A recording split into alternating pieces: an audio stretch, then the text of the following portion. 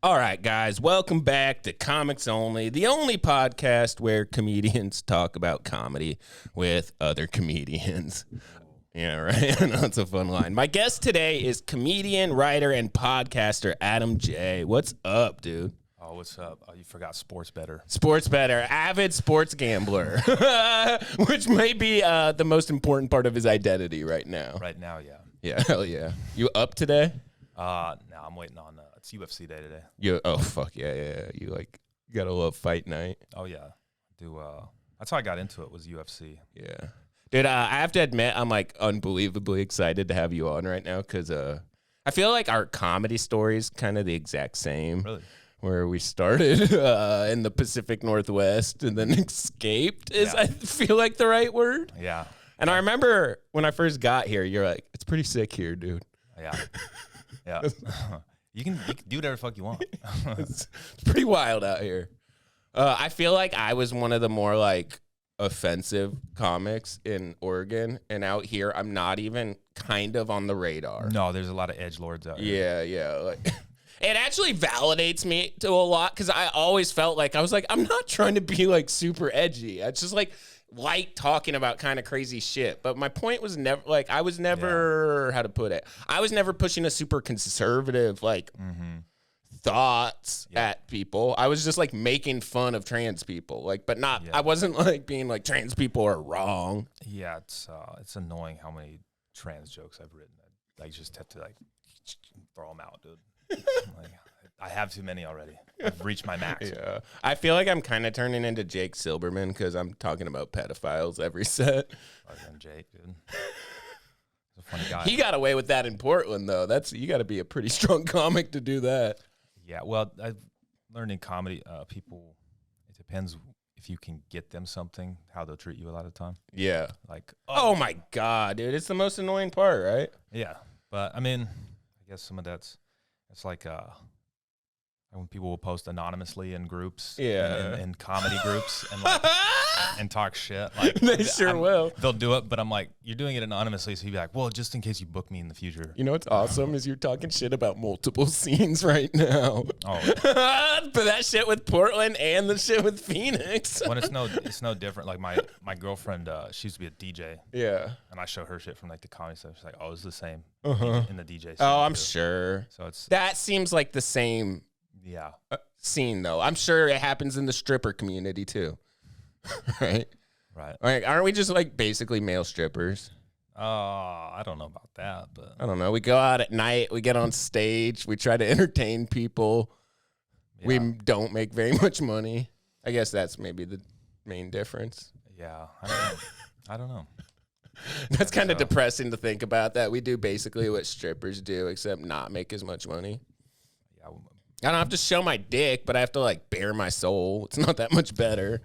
You don't have to bare your soul. You could take on a persona if you want. It's true. I don't know, dude. So coming from Oregon, are you from Eugene? Like, no, I grew up in Washington. What part? Whidbey Island. You know where that is? It's near Seattle. I grew up near Seattle. Okay. I always am like gauging how well people know Washington. To like somebody who doesn't know Washington very well, I'm from Seattle. To somebody who's from Seattle, I'm from Whidbey Island. I just had a bit that I did. It ties into, but I'm like I tell people I'm from Portland. Yeah. Don't know the reference. It's like when you travel out of the country, you never tell people you're American. Right. Like I'm American. Like ugh. And then like when I'm traveling around the States, I'm like from Portland. Yeah. Ugh. I was like, but I'm actually from Gresham. And people who live in Oregon, when you're like, where are you from? Like Gresham. Like, ugh. I was telling that bit at a show last Saturday at Mic Drop, and there was people there from Portland. They were like clapping. Yeah. Like, oh. I was like, well, I'm from Gresham, and they filled in the bit for me. They're like, ew. I never knew it had a bad reputation until I like left for college. Gresham's weird because it's like beautiful and hood. I think it's like out in the woods, but it's the hood. Yeah, it's like Mesa. Yeah. Yeah, except Mesa's not beautiful. Well, I guess there are nice parts. Yeah. It goes everywhere out here is huge. Like the cities are like really big. So like from one end of Mesa to the other is like half an hour. It's so crazy how spread out everything is. I never realized how much I liked living in like a walkable city until I moved to Phoenix. Well, get ready because Agenda 2030, dude, we're going to have smart cities everywhere. Yeah. Smart cities. Yeah. What's that? Oh, it's like one of their plans. Like they call them 15-minute cities. It's like getting rid of cars. Like that's why that conspiracy, but like why like a Bill Gates buying up all the land. Oh, okay. And like farmers that aren't corporate farmers are getting pushed off their lands. Hey, here's what I do know: shit is gonna get real wild in the next 10 years, without a doubt. Yeah, so they're trying to get the smart cities, and there's a whole list of cities that are on there. Maui was one of them, and that's like where they held the smart city convention. So there's like the conspiracy that those fires were caused by. I remember that was the fire straight up seemed weird, and like there's how it burned. Yeah. Yeah, and people all of a sudden are fire experts on how it. I'm like, I don't know. Yeah. I don't know anything, dude. Yeah. But it does seem a little suspicious. Yeah, for sure. I feel the vibes. All right. Well, this is not what I meant this podcast to be, but it's always fun. How long have you been doing comedy now? Shit. I hate that question so much, but it's like honestly my whole life. Yeah, right. But like, because people get into comedy for different reasons. Definitely. I was the class clown. Like I was the funny kid. Right. That's not everyone's. It's something I always valued as well. I remember like growing up when I was hanging out with my friends, it felt like anytime we said anything, we were trying to make each other laugh. Like every single thing you said. Mm-hmm. So I get that. I hear you. Yeah. I won class clown in my graduating class in high school. And that was like I've won a lot of things in my life, but that one meant the most. Yeah. I love that. I was like, that's like 12 years of work. Yeah. Culminating into a little certificate. I put it on the fridge and everything. Right. But yeah, 2 years, like a little over 2 years. Damn, dude. You're doing good for that. My first time was at the Helium. I signed up for. Hell yeah. So that was kind of my whole thing is I signed up for that contest. Yeah. Originally I started when it was the pandemic, you know, those targeted ads, they get you good. One was like for comedy writing through the guy, Scott Diggers, who was like the founder of The Onion, like writing comedy. It wasn't for stand-up, but it was for like writing. And so I was starting to go down that hole. And one of the guys was like my assistant coach in college was like, he knew I was been doing that because he's always telling me you should get into comedy. Mm-hmm. Sent me like the link to the Helium thing. He's like, you gonna sign up or what? I'm not a bitch. So I signed up. And that's kind of the best way to do it. Like then it put me under the gun. I was like, well, I got like 3 months. Damn. And I told everyone like that I knew that I was doing it. That's like, you should do comedy. You put all the pressure on yourself. Yeah. And so I like bought a bunch of books on Amazon, did a bunch of like research on how to do comedy. Yeah. Wrote my first 5-minute set. And there was nowhere, like one of the big pieces of advice was to go do open mics. But we were living in Portland. There's nowhere to go do open mics because it was COVID still. Right, like, yeah. The Helium was open, but it was still like a little weird. Mm-hmm. So it was weird there for a long time. It was my first time on stage.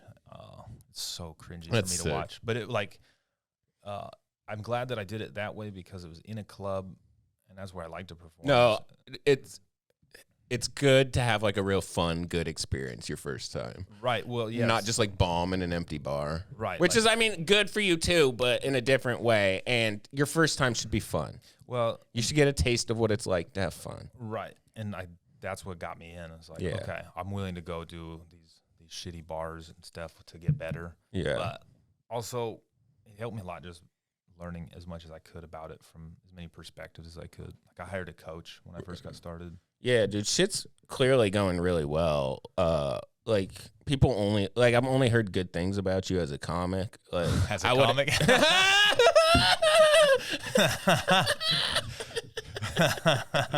Yeah, I had to add that qualifier. Huh? That's fun. Yeah. I don't know. People like you here. I've heard some people talking shit about you in the Pacific Northwest. Actually, I haven't heard it. I've seen it with my eyes on fucking Facebook. You know what's funny about that is all those people act like I didn't exist when I first started comedy. What's funny about that is when people that were talking shit about you started popping up on that list of sexual assaulters and creepy people. Right. I was like, well, what the fuck is going on then?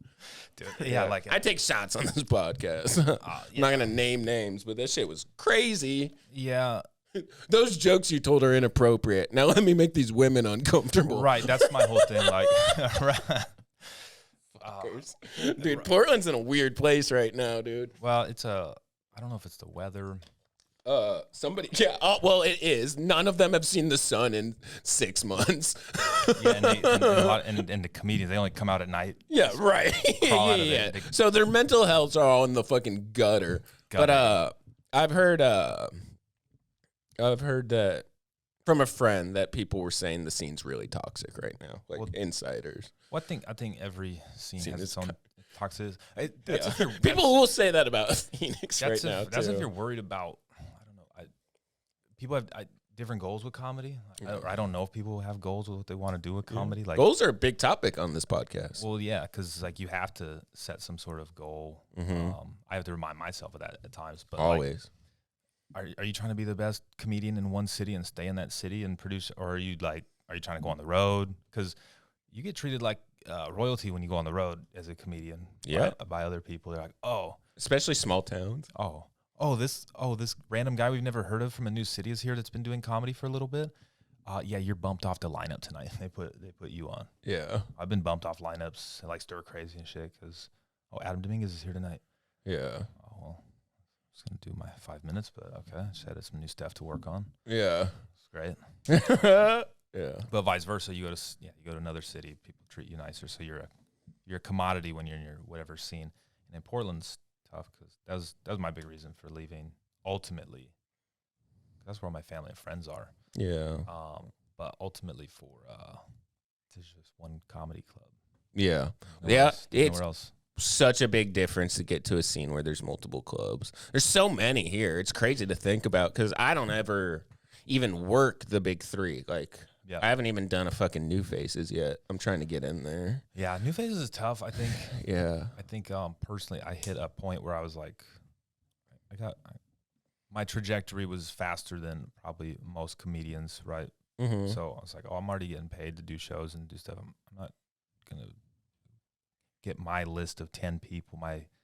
You got your list of people that you can DM and be like, yo, come to the show. It's insane. But you only get to use them every so often. I'm not going to use it to do a New Faces.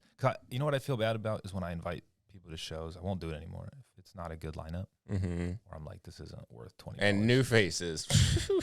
It's brutal, man. Yeah, that's never a good lineup. It's funny when you talk to people that I've never seen anywhere. Yeah. But they do. Yeah, they're comics. I really hate that shit. But they're like, they're like, yeah, man. They just tell me that I don't ask them. I'm like, okay, and they're I perform at the Tempe Improv, stand up live. I'm like, New Faces drives me fucking crazy, dude. There's people at Stir Crazy even. I talk about this on this podcast so much, but I fucking hate the people you only see at Stir Crazy and they do okay and they think they're good at comedy because they did. And it's like impossible not to do okay there. Yeah, there's a certain, there's 1 to 3 people that every goddamn night I get on at Stir Crazy, they're on the show. And I'm like. And they all suck. And it's the only place you ever see them. And it's just fucking infuriating. Yeah, but again, people got different, like I said, goals with comedy. Like I went for broke for this. Yeah. I can't relate with a lot of people who don't feel the same way or have aspirations to do more with it. And it's not necessarily like people are like, I'm so glad you're chasing your dreams. I'm like, nah, this is like just one of the things I've always been good at. Yeah. And I can't work a 9 to 5. Yeah. At it. And if I'm a terrible employee. If there's any chance I don't have to, I'm gonna go for that. Right. But and no one said that. Also worried about like being good at stand up, which there's always room for improvement to keep getting better, but it's not really been that. It's been like financially, like it's really hard to focus on getting yourself booked and working on your social media and producing content, like having a nice podcast when you got like negative $17 in your bank account. Right, and you're worked dry. Yeah, I was sleeping on a couch for the last 2 months. I finally sleeping in bed. My first week here, I slept on a hardwood floor, and my friend was like, "Why don't you just get an air mattress?" I was like, "Oh fuck, I didn't think of that." I was like saving up to get a mattress. Like, oh yeah, so I slept on an air mattress for like the first year and a half I was here. Damn, yeah, man. And then I moved. I've moved a few places. That's the shit people don't see. That's all part of comedy. People live in their fucking cars. People do crazy shit trying to follow this dream. That's not like a, it's not like a struggle. It was not like a, oh, I'm struggling. I was just like, this is what I'm doing. Like, I'm buying a $2,000 mattress is not a priority for me right now. Yeah. I don't even have that. If I had $2,000, I would put it towards something else, business related. Right. You know, so, or cocaine. And, no,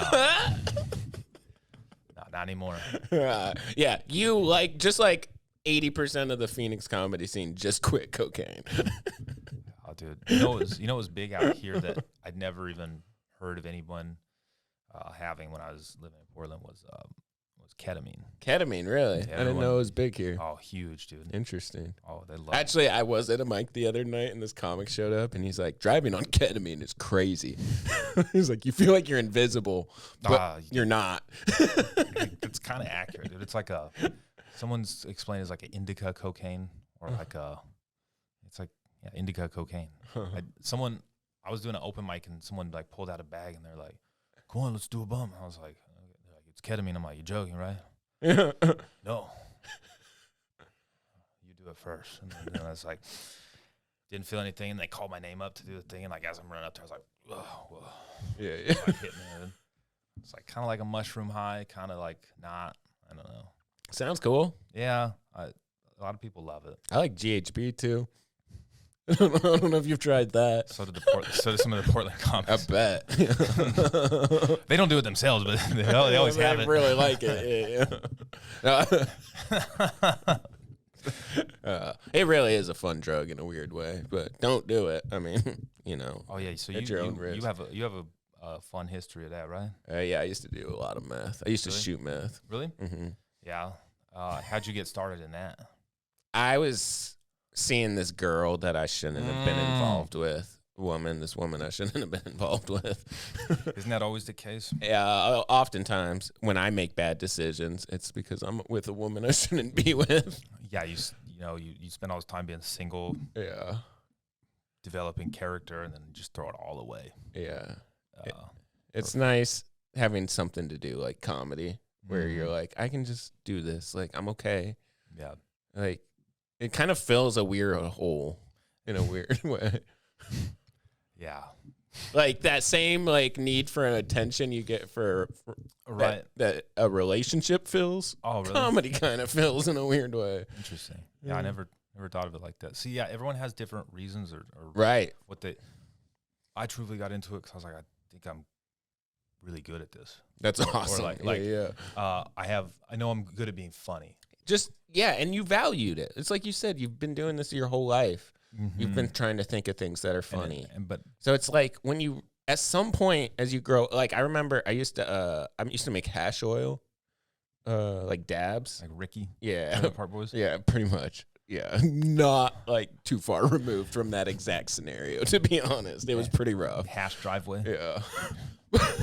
But, and I remember thinking then, I was like, you can be whatever you want to be. If you just want to be somebody that makes and takes dabs all day, it's legitimately something you can do. Fat dabs. And then, like, as I grew up, I realized that about comedy. It's like, if you just want to be somebody who their job is to think of funny things, it's possible. It is possible. It's hard.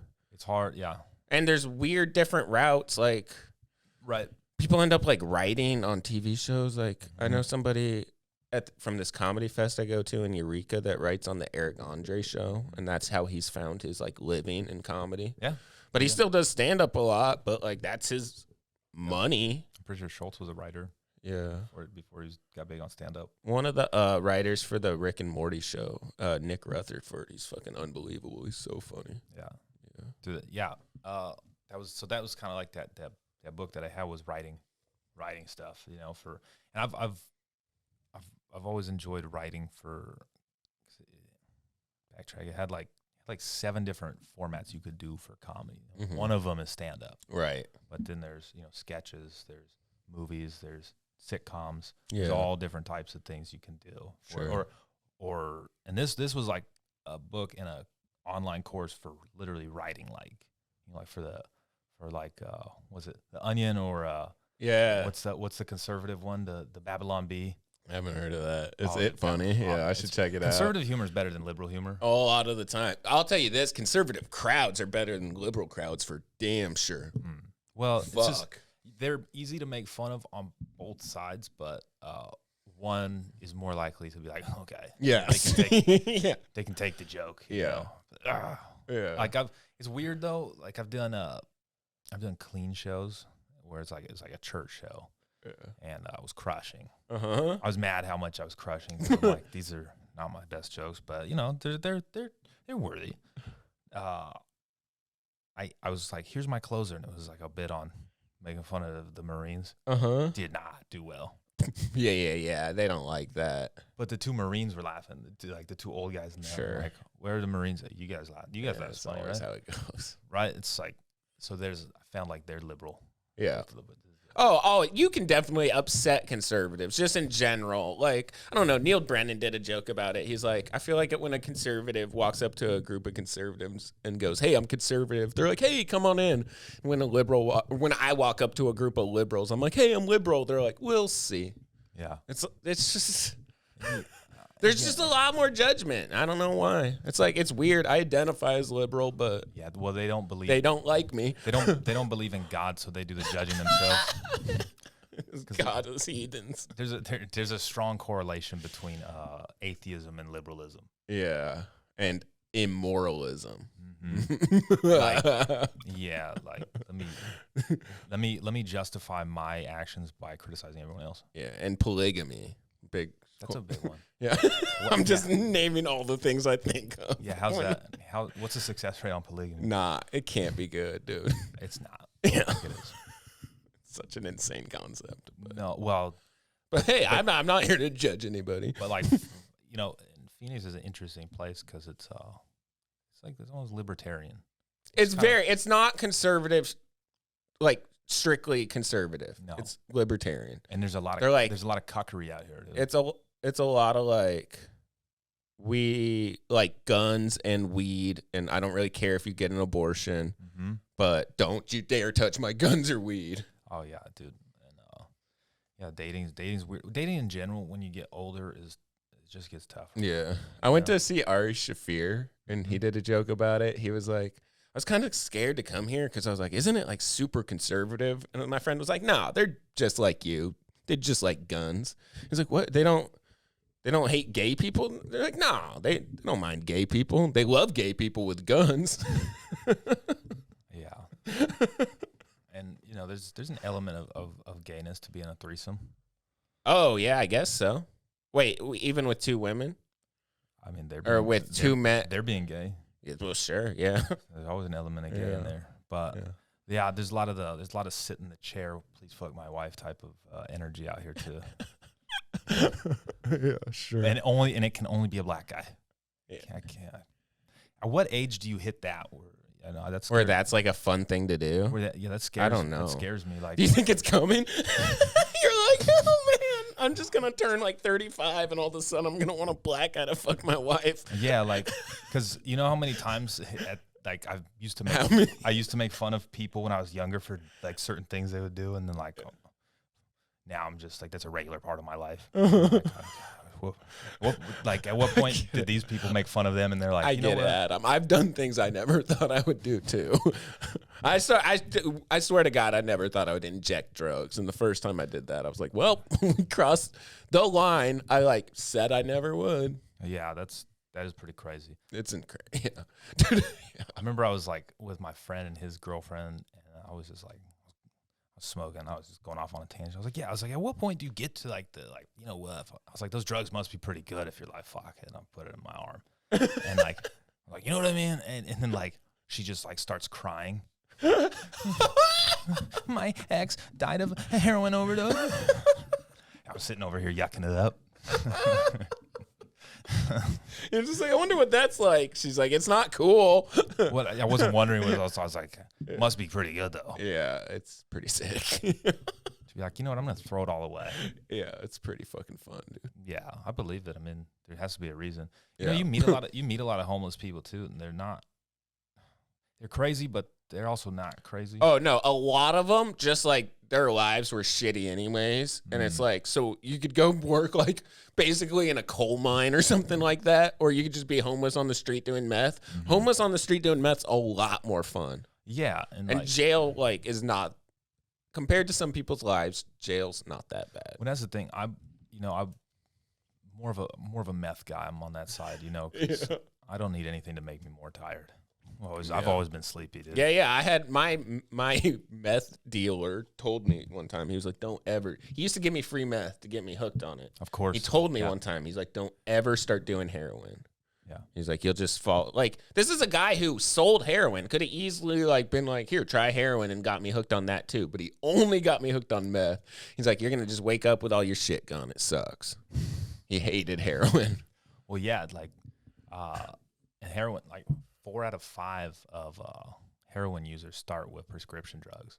Yeah. Did you ever see that short docuseries? It wasn't a documentary, but it's like how they did the Jeffrey Dahmer show. It was it's called Painkillers on Netflix. I don't think I saw it. I should check it out. It's good. It's like 6 or 8 episodes, but it just shows the rise and fall of that Purdue pharmaceutical company, and like it also has like backstories of like a couple different people who get hooked. Like you follow the character, like the one guy fucking breaks his back at work, and gets on Oxy when it like first was a thing, and he's like, then all of a sudden like, finally one night he's like his back's getting better, and he's like, yeah, this is really working, it's great, and then like he can't find his pills. He's fucking like lifting up the fucking like the shit in the kitchen, like he's lifting up the oven and shit. Like, where is it? I know there's one under here. And it's just like it tears a family apart, and then it gets so dark. Oh, dude, and but like I think coming from Portland, I'd seen that already, and I kind of knew that. Yeah. And so like as a basketball player, I'd go to. I've broken my ankle before, and I've sprained it a lot. So every time I sprain, I'm like, I don't know if it's broken now because it feels like just like when I broke it. A bad sprain, fucking. Oh, dude, that's I got at least 2 a season. Yeah. And so I would go to like urgent care or something. They're like, they take my X-ray and they're like, well, for the pain, we'll just give you a 30-day prescription of Oxy. And I was like, no, I'm good. Yeah, chill on that. Yeah, the one time I got Oxy, I was like, I'm not taking this. I know my mom just swooped it. I bet. There's always that one. There's always that one. Like with for herself or in your interest? Who knows? Okay. Well, probably the first. Yeah, sure. My mom would have done the same thing, but she wouldn't have taken them. She would have just been like, you don't need those. You can just be in pain. Yeah, and I used to date a girl who her dad was he was at least rich though. So like, dude, it was a weird story. He was like 65 and living a second life like when he had her. Like he was like kind of like a kids type of deal. And he's just like, I'm rich enough to make this happen. Well, yeah, like because he would always be in the hospital. Like, he'd fall all the time, dude.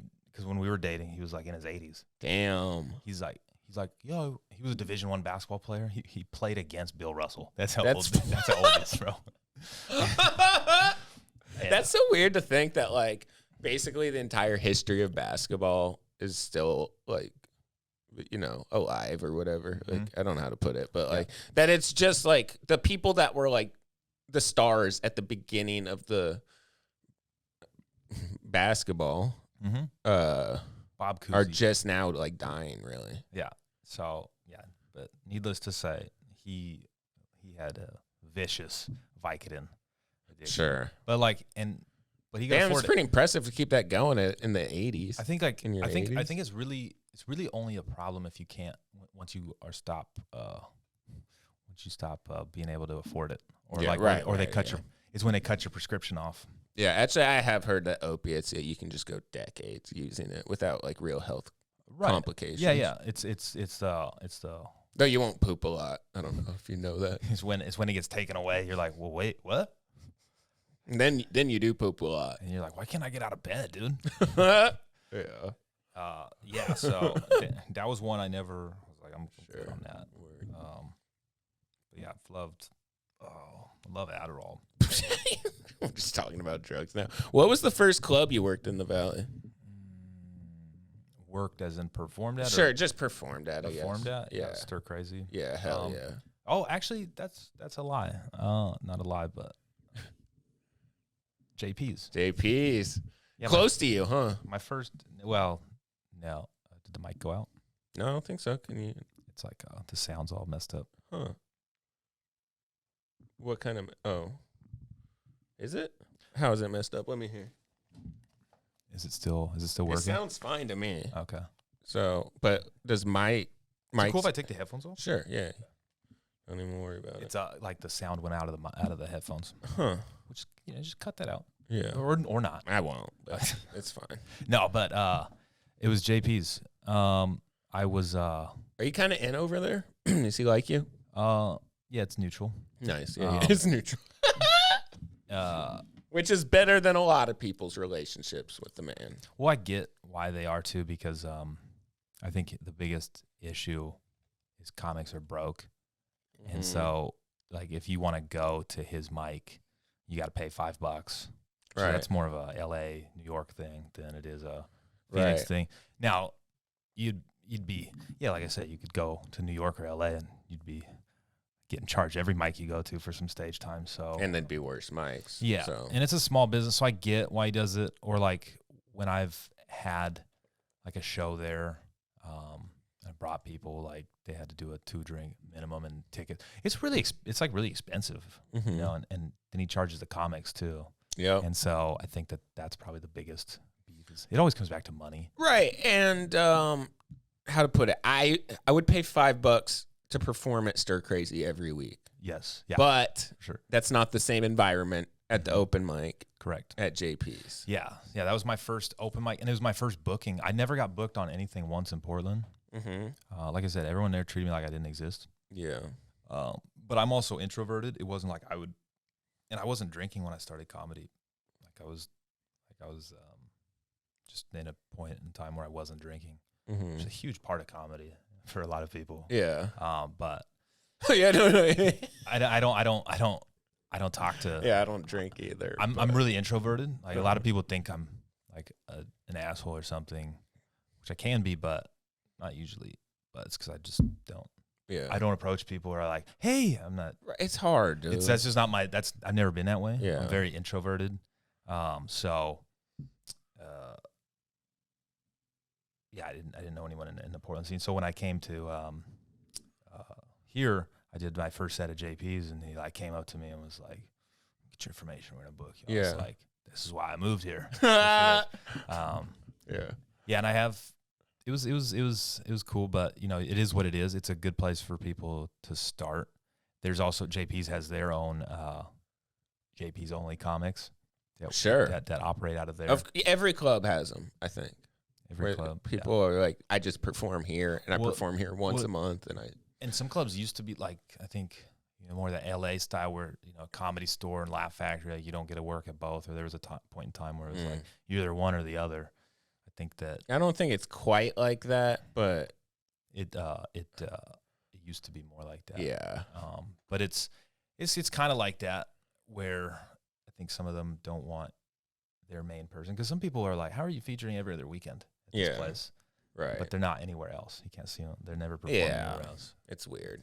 But dude, yeah, I've been in I'm lucky that I've found a good girlfriend in the last like 6 months. But, Sure. dude, when I first moved out here, I was like, I made the decision. I'm like, I'm out of here.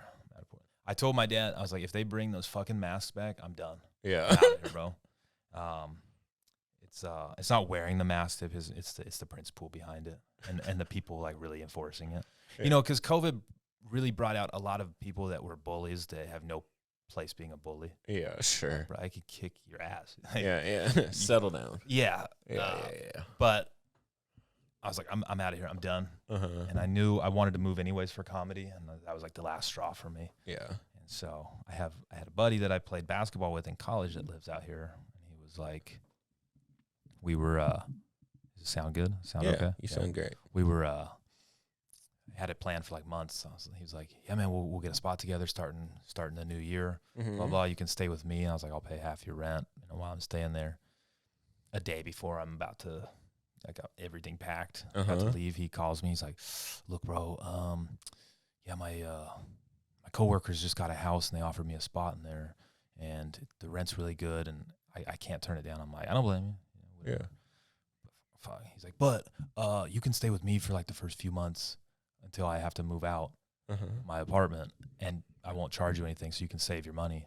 Cool, because I'd been saving, and then I'm like 2 hours away from fucking pulling up to Tempe, and he's like, yeah, man, so you're gonna have to get your own place. Jesus Christ. Right. And so so immediately when I got here, you know, some people, women are good at doing things like going and looking for apartments and like, yeah, you know, little chores things. I hate doing that shit. Yeah. So I just like was like, well, what apartment are you staying in? So I just got a room there. Pretty much dumped everything I had in savings because it was an expense. I was paying like $1,800 for a 500 square foot apartment, like in one of those newer apartments around like by ASU. Had all the amenities and everything. And then from there, I was always. And then I got fired from like the gig that I was doing. I was doing grocery delivery. It's a rough start to your time in Arizona, dog. Dude, it was. I was doing grocery delivery. Yeah. There's a company called Shipped. It's like Instacart's competitor. I think they're owned by Target. Okay. And I'm still sad about that because I liked doing that. Yeah. I drove around the valley for like months and just delivering groceries and you could make enough money to pay the rent and whatever, but then they just like cut me randomly. They didn't even tell me why. Damn. And I was like, oh, okay. Well, my rent's due, so that's cool. Yeah. So then I ended up eventually getting evicted from sure. there 'cause I got a new gig, but it was like a sales gig doing insurance, and so which I'd done in the past. Anyways, I move into a new place in Mesa through a friend. It's like, oh, I know this guy. I wrote a whole bit about it. Yeah. I just moved into this dude's spot in Mesa, stayed there for a while. It's so dirty in there, dude. It's gross. Come to find out, like, my friend was like, you need to move out of there. You need to move out. I was like, why? He's just like, you need to move out. And then, like, after I move out, he pulls up, like, the dude's, like, record. And the dude is, like, a child, like, sex offender. Jesus Christ. Like child porn and some other shit. Escaped just in the nick of time. Well, dude, you know what's funny? You know what's funny is like, I was like, damn, who do I tell about this? I told my mom, and she's like, huh. Well, it wasn't like you would be one of his targets. Like that was her first reaction to it. Yeah. It wasn't like that's fucked. So that's so funny. Yeah, and then from there, I was living on a couch. My day job is teaching people who have been found incompetent to stand trial how court works, to see if we can get them competent. And usually it's like people who have like schizophrenia or other really very serious mental illness that are like quite literally incapable of understanding how court works. And I went in to see this woman the other day, and I asked her, I was like, what are you charged with? She's like, I don't know. I was like, do you want to know? She's like, sure. And so I look it up on the computer, and she murdered somebody. I was like, holy shit. I was like, so it says here you murdered someone. Does that sound familiar? She's like, I was like, okay. Wifey. So fucking crazy, dude. Normally it's like shoplifting or something like that. Was she a drug user too? Probably. She hasn't admitted to it yet, but it seems like it. Did she look like one? Yeah. Yeah. Like you're seeing you ever watch Breaking Bad? Mm-hmm. Everyone like there's like he's like in that house with that like meth couple, and she's like God, she dumps the fridge on top of the dude. That took me back, dude. Yeah. It's scary like that. I remember a lot of people would like tell me, they're like, hey man, you're not like fucked up enough to be here. Like they could see it on me. They're like, you need to like stop doing meth and go back to your family. We love you, but you're not one of us. Exactly. They're like looking out for me. They're injecting meth, being like, this isn't for you, big dog. And your girlfriend blew me for a gram, so a lot of that. Like 8 different times of that. I will tell you this still. I've never done meth. We've done a lot of Adderall. Yeah. Coming on Adderall, it's the fucking best. Imagine meth, it's crazy. Even better. Yeah. It's so crazy. Yeah. Kind of ruins sex, to be honest. It does, dude. That's yeah. all right. Yeah. It's just not the same. Yeah. That's exactly right. But yeah, so then from there I was sleeping on a couch for like 6 months, and that's unhealthy for your health. I slept on my arm like so hard one night that like I thought I had carpal tunnel for like 3 months. my whole hand, like half of my hand was numb. hurts. I couldn't even clip my fingernails, dude. Fucking sucks. So yeah, then my girlfriend, I started dating her, and then she was like looking for a new apartment, and then I was like, well, we have a room in my house for rent. Yeah. I can't afford it, but you can. And so yeah, she moved in. So That's now, awesome. Now I sleep on a bed.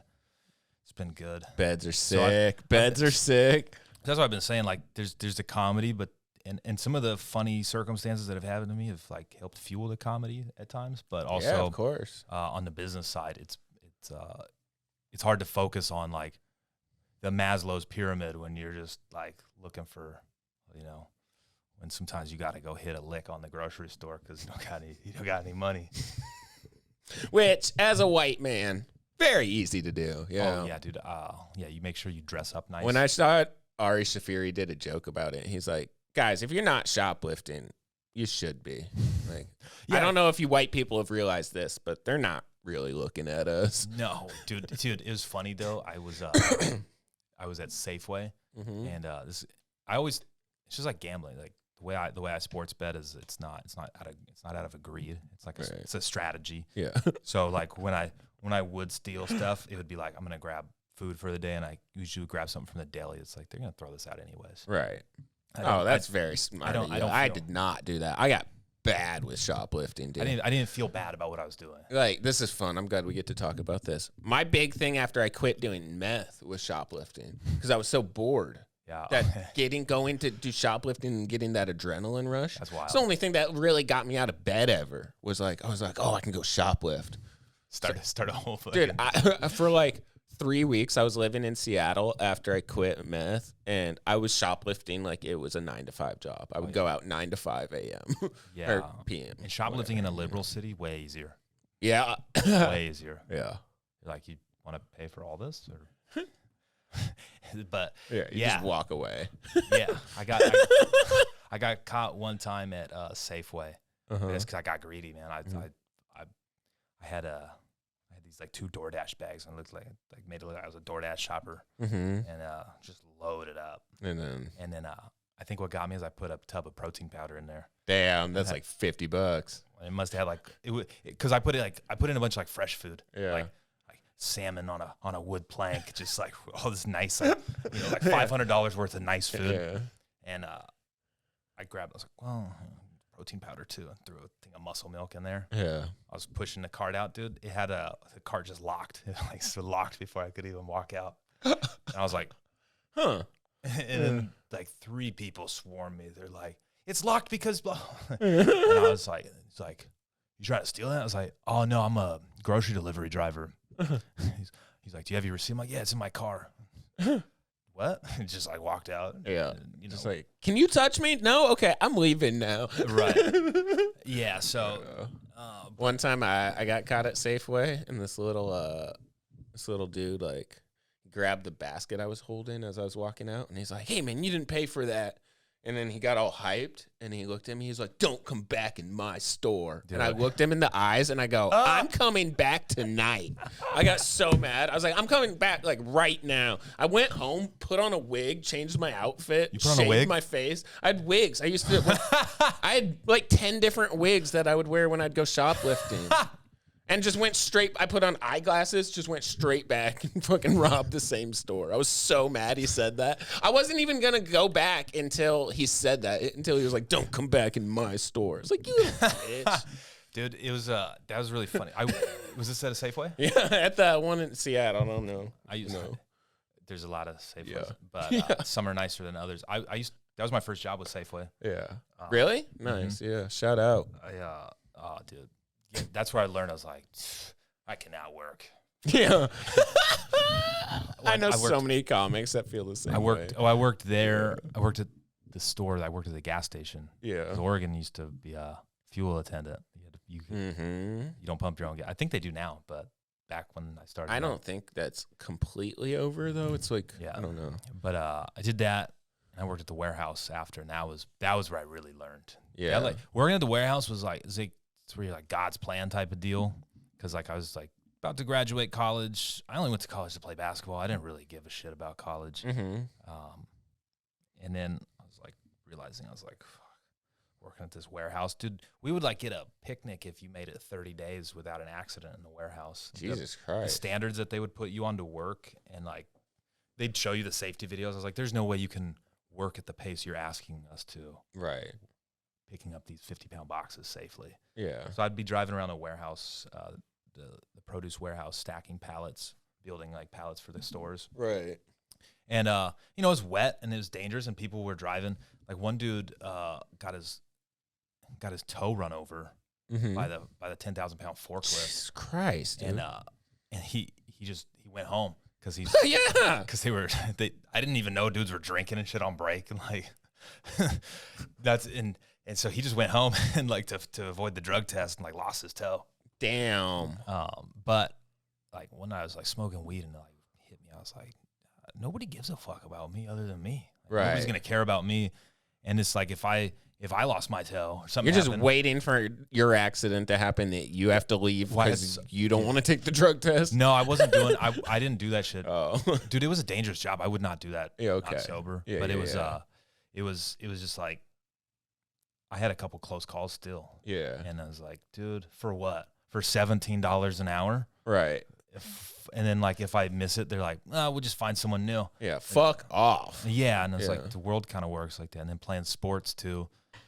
Certain. The world's gonna be on fire in like 7 years, dude. Fuck a career. Yeah, pretty much. Like, but maybe, but also I don't know. Yeah. You know. So entrepreneurialism was really the only route.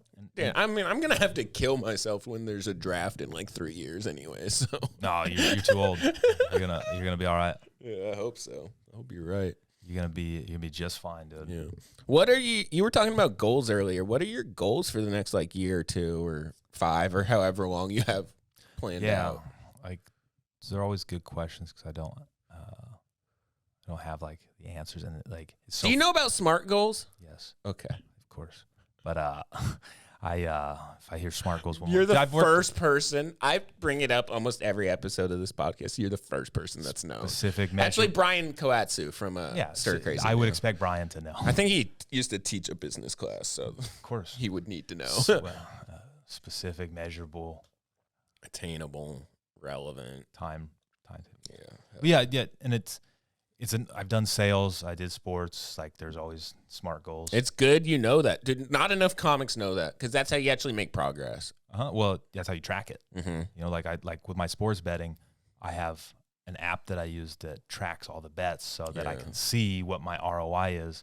Because like I've had other friends download it and they're like, "Holy fuck! I didn't know I was losing this much money. Like, I didn't know I was down that bad." Yeah. Like, so yes. Goals. A lot of that in the gambling community. Yeah. Oh yeah. Well, I think I got into betting because I'd seen so many friends lose all the time on it. And I don't know if you've ever spent time doing it, but the common person's usually just going for like this home run, like parlay or something crazy to happen. Versus like, I hate losing. I fucking hate losing. Right. And when I got into it, I was just throwing out these random bets like, oh, this looks good. Parlay this, like, I could win $1,000 off this $1 bet. And then I was like, I'm tired of losing. How do people actually make money in this? And then like same with comedy, like I went and looked up a bunch of stuff on it and was like, oh, okay, there's like a strategy to have, and like and how to, there's handicapping, which is like watching the sport and knowing what's going to happen, which is what I can do pretty well with like basketball and UFC. Sure. But then there's also a side where you don't even have to know the sport. Like I've won money on NHL and other stuff because it's like, oh, that's a good line. Mm-hmm. Like, this is not going to last very long. Like, and there's like so much software out there that you can pay for that will like tell you like what it should be or what the percentages should be. So, and then you, instead of betting like everything and, oh, I lost it all, like you bet, like you establish a bankroll and you have like a unit and you bet in units. So if you have $100, you're betting 1 to 3% on each bet. And if you have a confidence level, maybe do 2 units. But that way and then you set limits so you don't, you avoid blowing it all. And that way you can and then you can track your progress. So it's sidetracked, but I know. I was gonna say, it sounds like your goals are to get even better at gambling. Oh, dude, I reignited my love for sports because I That's awesome. I played sports through college, like basketball, and like sports was my life growing up. Yeah. And then when it was over, it's kind of like I had that void. That was like basketball is I always had that growing up. So, and there's always something to work for in that. Yeah. It's always like getting to the next level in college or whatever. And then once that was gone, I was like, fuck, what do I do now? Yeah. And then comedy was kind of like the newest thing that I found. Like I was doing It's kind of similar to sports in a weird way. a lot of it is. Yeah. And so the specific, measurable, attainable is like, yeah, I'd like to, I think like what I've been doing is like, I was like, I'm going to apply to, you know, my goal is to get into like at least like 2 comedy festivals. Yeah, hell yeah. Win a comedy contest is always one of them in there, but that's not necessarily the most important, but win a comedy contest. And then I'd like to have a special, like, because I know you can self-produce it yourself. You sure can these days. You can do everything. But look at what we're doing right now, dude. Nobody told me I could do this. No. I just bought the things and. Well, I've been a best-selling author on Amazon twice. Hell yeah. Like I always thought, like it's one of those things, you know, like just like before I got into comedy, before you start thinking about, can I actually really do this? And like setting goals for yourself and like learning and like tracking how you're doing. Like writing a book, I was like, I'd always like to be an author. That'd be cool. And then I didn't know that. You don't know till you know. I didn't know that you could do it on Amazon yourself, self-published. Yeah. Oh, okay. And then 2, I didn't know that they had fucking voice to type software. I mean, I should have. I didn't know. Yeah. I thought you had to pay a lot of money. It was on Google Docs. That's right. It's like, oh, I can just talk about a subject I already know about. Yeah. And then I wrote like an 80-page book in like 2 days. Damn. Because I just talked. Right. Yeah. You just talked it out. And then, yeah. So the same thing with Amazon, like Prime, you can upload your own. Right. You know, you have to meet their requirements. Same with the book. Like you have to, and you can pay someone on Fiverr for the book, but there's certain requirements that you have to meet for Prime Video and everything. But I was like, oh, it's not that. You have that option. Of course, there's YouTube. I just think like the Amazon thing would be cooler because it's a service that people pay money for, and you're on a platform. For sure. Also, YouTube's great because like how many people have blown up off of YouTube? So many comics, dude.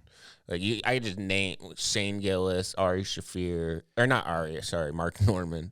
YouTube's been Sam. YouTube's been the hottest social media platform for me. Like Instagram was doing really well for me.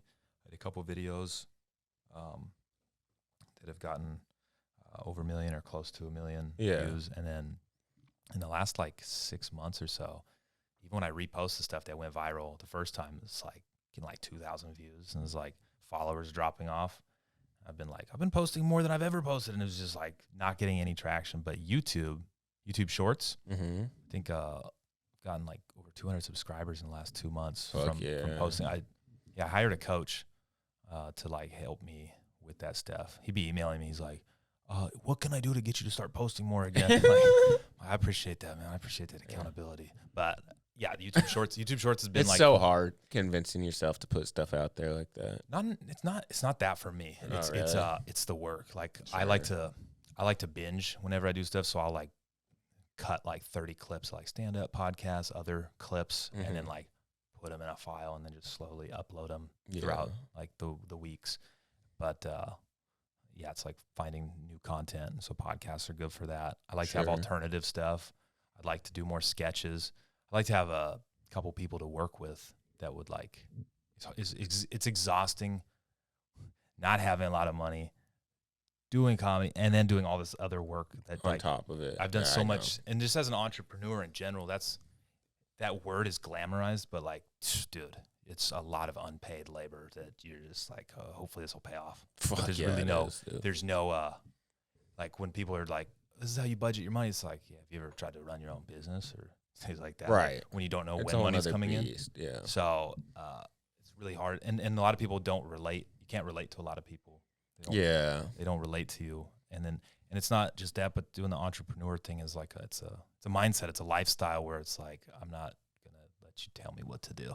I'm gonna die on my own sword type of deal. So the comedy business is no different. It goes right along with that. Yeah, the comedy. It's the only way to do comedy.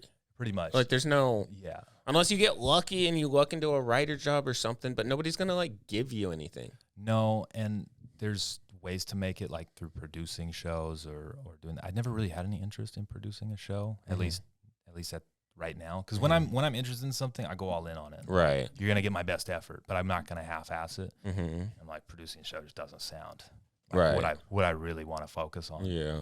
Because I know that would take up all my time trying to run the best show possible. Yeah, it's a lot, and it's like it fucking sucks when you can't get people out, and like a lot of the times you do your best, and all of a sudden fucking a playoff football game falls on the same night as your show, and nobody shows up. Yeah, well, that's that. And then who's got to take ownership of that? You do. Exactly. You're going to blame the NFL? You're going to blame Roger Goodell? No, right, exactly. But also, like, you know, you schedule a show 2 months out, a lot of shit changes, dude. Like, the sports schedules aren't set early. Oh, yeah. You don't know, like, what other big shows might be in town, and you can't fucking, like, keep track of everything that might be going on in the valley. Right. So, like, every now and then you get screwed, even though you did everything right. Yeah. And then it's hard to... like I have a lot of followers on social media, but they don't live in this city. Right. They're scattered. Right. And so my biggest following is back home because it's all the people I know from home. Like when I went to... Right. You sold fucking helium out. Yeah. For that contest. I sold it out for 2 reasons. Yeah. 1, because of my people. 2, because everyone else there like... vote against you. And, you know, shout out to other comics that advanced, but I should have advanced. There was no way that I shouldn't have. But it's like... Oh, our shady things going on at Helium, you don't say. Well, it's like... but you know what I'm grateful for? I'm grateful for doing that. And Randall, the guy who does film over there, does a great job. I have a really good, like, tape now that's 7 minutes, which is what a lot of these comedy festivals ask for. Like, we want a 7-minute tape. Yeah. No more, no less. Oh, really? I saw one the other day that wanted 5 or less. They're like, don't give me a 6-minute tape, and don't cut anything. I'm like, well, what do you want? Right. I got a 3, I got a 5, I got 10, 15. Don't have a 7. But now you do. That round was a 7, so like I had it because I had a really good set at Mic Drop. It was like a sold out show. Nice. One of the comedians like showed up late, and they're like, "You fucked up," and they threw me on instead. Damn. And I murdered. It was one of those nights too where like I think I murdered so hard to start the show that it kind of ruined it for the other comedians. Yeah, it can happen. Like everyone still probably got laughs and stuff. I'm like, like when you show up for the guest spot and you crush. Yeah. People are like, you were the best one tonight. You're like, thanks.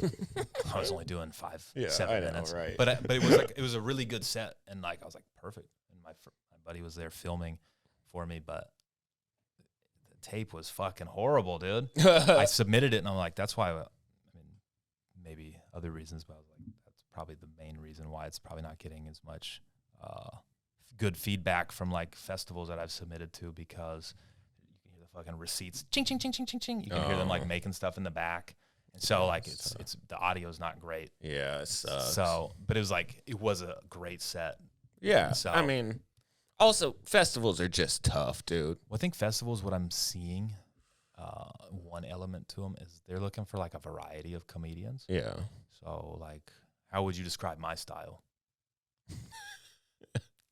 That's a business thing. Like when I was making when I was doing my bio on my website, like I was like, tell them what kind of comedian you are. I like, I never thought of that. What kind of comedian am I? Yeah. What would you say? I don't know how to put it. You like making people laugh at things they don't want to laugh at. I like that. And I relate to it. I relate to your type of humor. It's I do the same thing. I'm going to say this, and you may not like it, but you'll think it's funny. That's my favorite type of joke, is making somebody laugh at something they don't want to laugh at. Correct. Yeah. And I think that's what maybe I should have just called you an edgelord.